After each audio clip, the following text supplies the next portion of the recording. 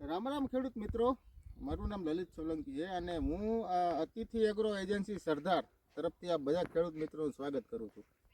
હવે આજે આપણે 5 તલાવડા ગામમાં એક ખેડૂતની મુલાકાત કરવા આવ્યા છીએ. હવે તેણે જીરુંનું વાવેતર કરેલું છે અને જીરુંમાં તેણે અત્યાર સુધીની તમામ ટ્રીટમેન્ટ આપણી અતિથિ એગ્રો એજન્સી સરદારના ભલામણ મુજબ કરેલી છે. અત્યારે હાલની તારીખમાં આજે જોઈ શકીએ તો આજે 3/1/2026 આજની તારીખમાં ઘણા ખેડૂતનો એવો પ્રશ્ન હોય છે કે જીરું સુકાય છે, કે ગ્રોથ નથી થતો, કે જોઈએ એવું જીરું એને ટૂંકમાં જે અવસ્થા એના છોડની અવસ્થા પ્રમાણે જીરું અત્યારે છે નહીં. તો અત્યારે આપણે આ જીરું જોઈ શકીએ છીએ, અત્યારે ફૂલ નરવાય ટૂંકમાં કહી શકીએ ને આપણે કે અત્યારે છોડની અવસ્થા પ્રમાણે એ ટાઈપનું જીરું છે. તો આપણે ખેડૂત મિત્રોનો પરિચય મેળવીએ અને તેને પૂછીએ કે તેને કઈ પ્રકારની માવજત કરેલી છે. તો અજયભાઈ, તમારો પરિચય આપી દઈએ.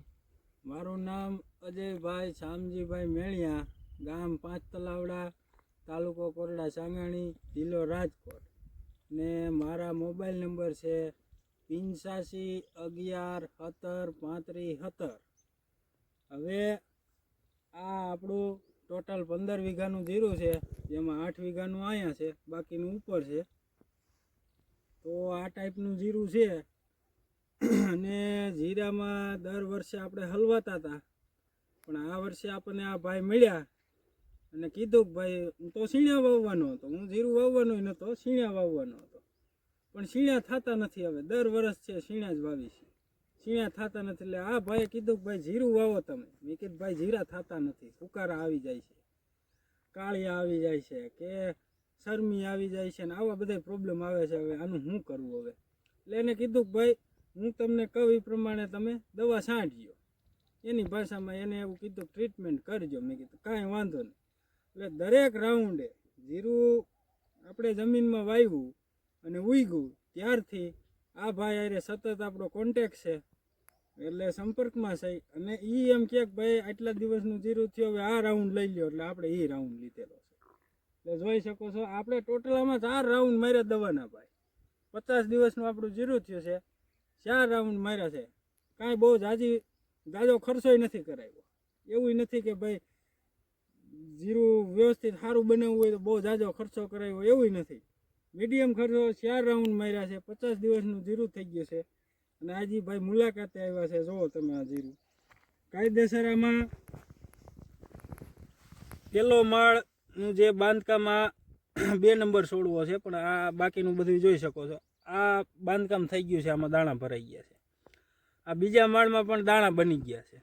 અને આ ટોપનો 3જો માળ, જેમાં ફૂલ અવસ્થાએ આવી ગયા છે. એટલે આ 2 નંબરનો છોડવો છે, એમાં એવી પોઝિશન છે. બાકીના બધા છોડવામાં તમે જોઈ શકો છો, પહેલા માળમાં દાણો બંધાઈ ગયો છે, બીજા માળનું કામ ચાલુ છે, ફ્લાવરિંગ ચાલુ છે.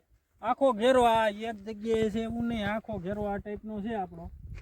હવે સતત આપણે મેં ખેડૂત છો એટલે એટલો અનુભવ કર્યો કે ભાઈ ગમે એ રાઉન્ડ મારતા હોય આપણે તો જીરામાં વૈદની દવા ગમે એ XYZ આપણે લેવાના.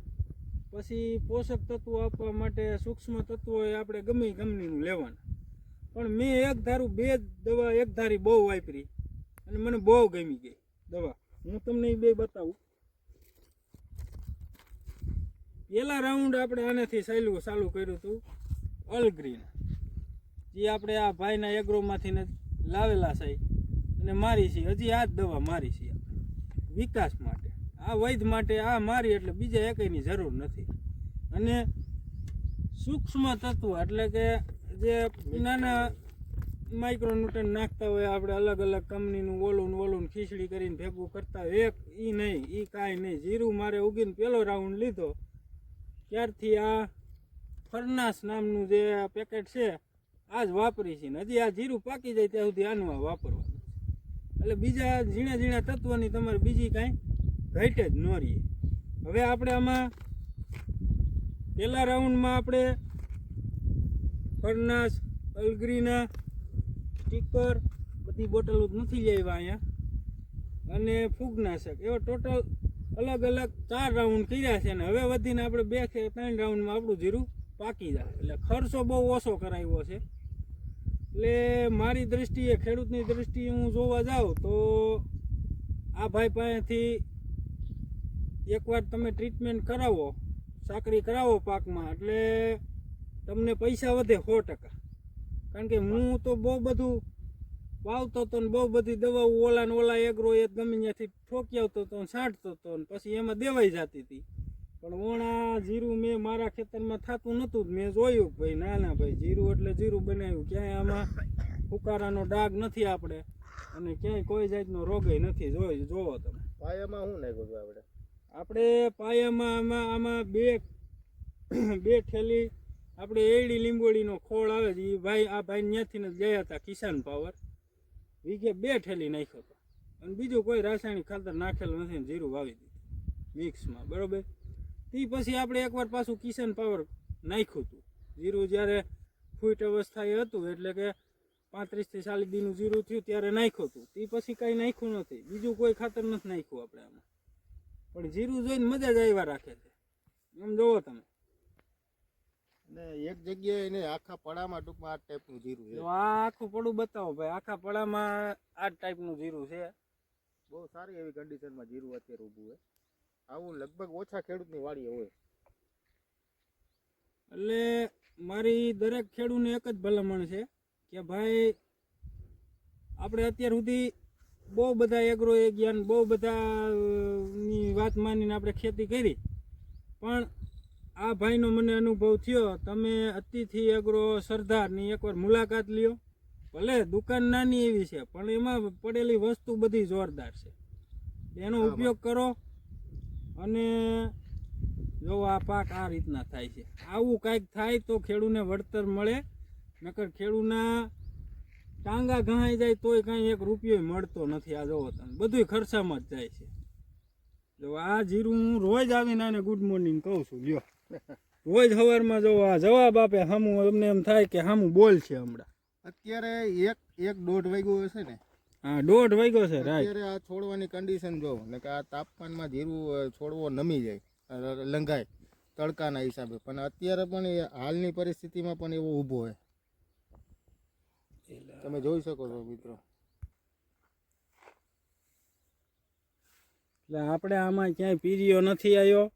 અત્યારે કાળિયાના બધાને એટલા પ્રશ્ન છે. અમારા ગામના દવાના ડબલા હારીને મરી ગયા, પણ આપણે આમાં જોવો તમે, કાળિયો નથી, પીળીઓ નથી, કોઈ વસ્તુ નથી. લીલો હુકોય નથી. અને લીલો હુકોય આપણે ક્યાંય એક છોડવો ગયો નથી. અને હજી તો આ લાંબુ હાલ છે. એટલે હવે મૂળાને દવાના આપણે 1 થી 2 સ્પ્રે લેવાની ઈચ્છા છે. 2 સ્પ્રેમાં આપણે જીરું વ્યવસ્થિત પાકી જાય છે. અને જીરું પાકે ત્યારે હું વિડીયોના માધ્યમથી તમને જણાવીશ કે ભાઈ કેટલો ઉતારો આવ્યો, બરોબર. બિયારણની ઠેલી મારી પાસે પડી છે. કઈ તમે બિયારણ કયું વાવ્યું ગણાય ને એવું હોય તો આપણે બિયારણ ત્યારે બતાવશું. તો આ ભાઈ જ્યારે આવશે ત્યારે વિડીયો ઉતારશું. ત્યારે ફરીથી મળશું. ત્યાં સુધી જય જવાન જય કિસાન.